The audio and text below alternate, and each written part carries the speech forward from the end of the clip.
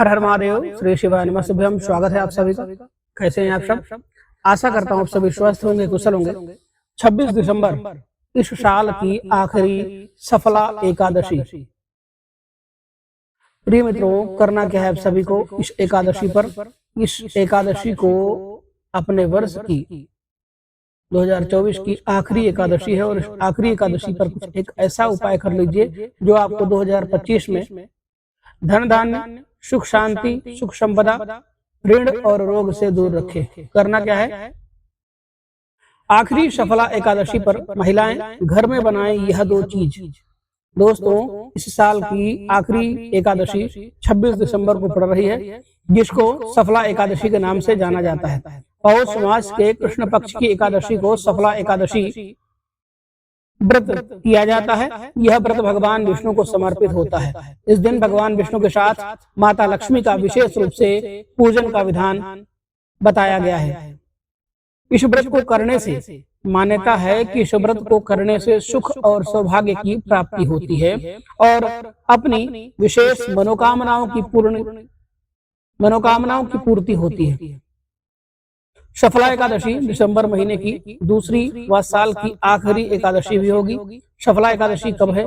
पूर्ण रूप से यह जान लीजिए। एकादशी तिथि 25 दिसंबर 2024 को रात्रि 10:29 पर प्रारंभ होगी और 27 दिसंबर को सुबह 12:45 पर समाप्त होगी।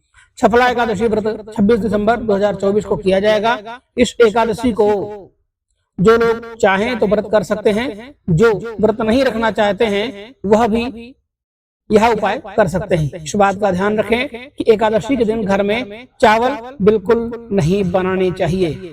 इस दिन हो सके तो माता लक्ष्मी और भगवान विष्णु की पूजा अर्चना करें और घर में खीर का प्रसाद आप बना सकते हैं। याद रखें, इस दिन आप मखाने की खीर बना सकते हैं, आप चावल की खीर नहीं बना सकते हैं। इस बात का विशेष रूप से ध्यान रखें।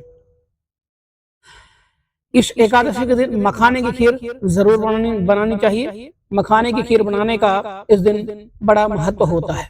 इस दिन मखाने की खीर बनाने से घर में मिठास बढ़ती है और एकता बढ़ती है। साथ ही आप खीर को बनाने के बाद माता लक्ष्मी और भगवान विष्णु को प्रसाद अर्पित करें।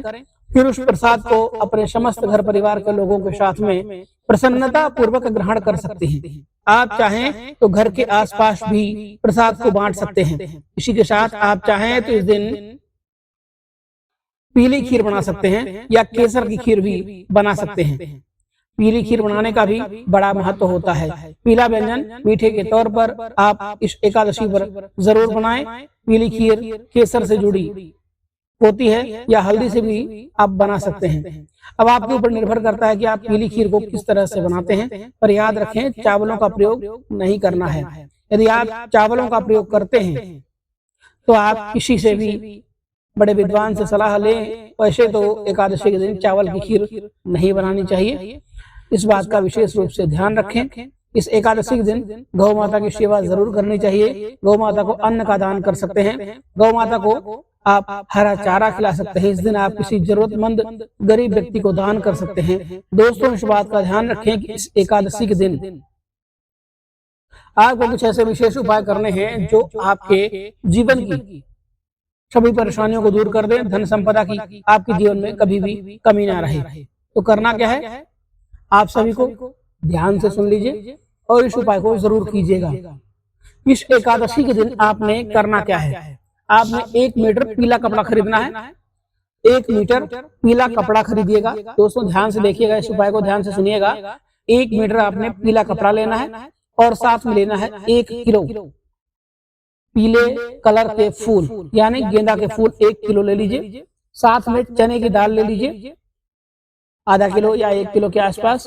थोड़ा सा 1 पाव 250 ग्राम आधा किलो गुड़ ले लीजिए। अभी क्या करना है आपको 1 मीटर जो आपने कपड़ा लिया है उसको बीच से फाड़ करके आधा मीटर के 2 टुकड़े कर लीजिए। अब आधे मीटर में आपने 1 किलो फूल को बांध लीजिए और आधे मीटर कपड़े के अंदर आपने चने की दाल और गुड़ को बांध लीजिए। ध्यान दीजिएगा दोस्तों, दोनों को अलग अलग बांधना है और उसके बाद आप अपने किसी भी नजदीकी भगवान विष्णु के मंदिर में चले जाएं या माता लक्ष्मी के मंदिर में चले जाएं। माता लक्ष्मी भगवान विष्णु का मंदिर नहीं हो तो राधा कृष्ण के मंदिर में चले जाएं या राम जानकी के मंदिर में चले जाएं। वहां भी यह उपाय बहुत ही प्रभावकारी सिद्ध होगा आप सभी के लिए। वहां पर जाने के बाद आपने जो ये पोटली बनाई है, सबसे पहली पोटली आपने फूल की पंडित जी को हाथ में देनी है और 11-21 रुपए आपने देने हैं। प्रभु आप ये फूल, ये हमारी टोकरी, हमारी फूल की जो आपने पोटली बनाई है, इस पोटली को प्रभु के चरणों में स्थापित कर दीजिए। और जब वो आपकी पोटली खुलेगी, यकीन मानिए आपके बंद दरवाजे, किस्मत के बंद दरवाजे आके खोल देगी यह पोटली। दूसरा उपाय आपने करना है, जो आपने चने की दाल और गुड़ लिया है वो भी आपने पंडित जी को हाथ में दे देना है और 11-21 रुपए दे करके भगवान को प्रणाम कर लेना है। अपना नाम गोत्र बोलते हुए अपनी समस्याओं को निवेदन कर देना है। यह उपाय संध्या से पहले आपने करना है, इस बात का ध्यान रखेंगे। इन दोनों उपायों को करने के बाद आप अपने घर पर आइए और घर में मुख्य द्वार पर एक दीपक का प्रज्वलित जरूर करें। घी का दीपक जरूर जलाना चाहिए। वैसे भी एकादशी के दिन दीप दान का बहुत महत्व होता है। घर के मुख्य द्वार पर यदि आप दीप दान करते हैं और खास करके देशी घी का दीपक लगाते हैं दोनों तरफ अपने घर के मुख्य द्वार पर, तो माता लक्ष्मी आकर्षित होती हैं। घर में माता लक्ष्मी का प्रभाव बढ़ता है, माता लक्ष्मी की विशेष रूप से कृपा प्राप्त होती है। तो आप सभी से आशा करूंगा कि एकादशी के दिन अपनी इस वर्ष की आखिरी एकादशी को इस प्रकार प्रयोग करें कि आगे आने वाला वर्ष आपका मंगलमय बीते, साथ ही साथ आपके जीवन में धन की कमी ना रहे, पूरे वर्ष भर आपके पास पैसा कहीं ना कहीं से आता रहे। तो दोस्तों इस उपाय को कर लीजिएगा। साथ ही आज के दिन यानी एकादशी के दिन अपने हाथ से यदि आप गाय को हरा चारा खिला सकते हैं तो अति उत्तम है, नहीं तो आप आटे का पेड़ा बनाइए, उसमें गुड़ मिलाइए, थोड़ा हल्दी मिलाइए, आटे को एक बढ़िया गोल पेड़ा बना करके अपने हाथ में रख करके गाय को खिला दीजिए। बहुत ही छोटा सा उपाय है, बहुत ही पावरफुल, बहुत ही चमत्कारिक प्रभाव से आपको इस उपाय का प्रभाव दिखेगा। दोस्तों करके जरूर देखिएगा। यह उपाय इतना चमत्कारी है कि आपके जीवन में चल रही समस्त प्रकार की परेशानियों को दूर कर देगा। तो आशा करूंगा कि आप सभी इस उपाय को भी करेंगे और साथ ही अपनी परेशानियों को दूर करेंगे। मिलते हैं एक नई वीडियो में एक नई जानकारी के साथ। दोस्तों यदि वीडियो पसंद आई हो तो वीडियो को लाइक जरूर करिए और हमारे चैनल को सब्सक्राइब कर लीजिए, जिससे आपको उसी तरह की विशेष ज्ञान जानकारियां देखने और सुनने को मिलती रहें। मिलते हैं एक नई वीडियो में एक नई जानकारी के साथ। तब तक के लिए धन्यवाद। हर हर महादेव। श्री शिवाय नमस्तुभ्यम।